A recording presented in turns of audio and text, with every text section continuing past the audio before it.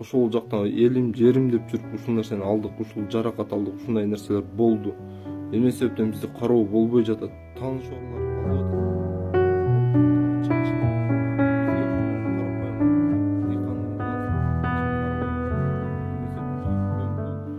2022 жылы 16 сентябрь күнү Достук чек ара заставасына Радар 1 чек ара постунда күзөттө тургам.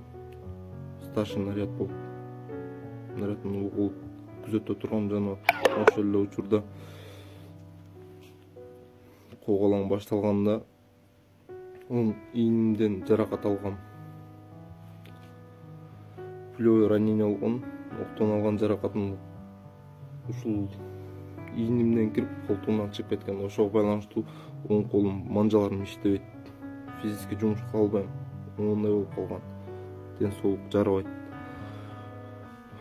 Ошого байланыштуу инвалидный пенсияга чыгайын десем, ал жака бар, бул жака бар болуп чыга албай жатам. Ден соолугума байланыштуу жумуштан чыкканда төлөнүп берүүчү компенсацияга аракет кылып аларды сурандым. Алар боюнча дагы ушундай тияка бар, бул жака бар.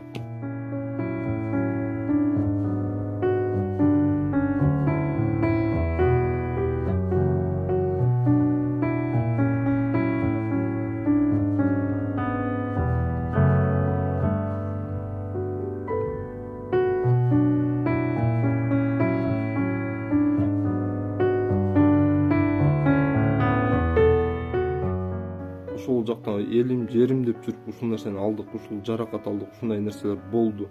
Эмне себептен бизде кароо болбой жатат? Тааныш орлар алып атат. Ал ачык чындык.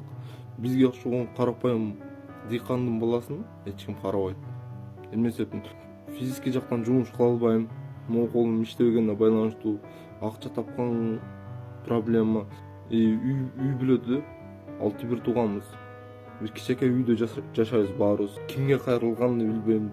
Бир нече ирет бар Оштогу улуттук коопсуздук комитетине барсаң, ал жака киргизбейт. Жумуш жактан кайрылсаң, айтабыз, дейбиз, кылабыз, жардам беребиз. Акыры эле эчтеке жок.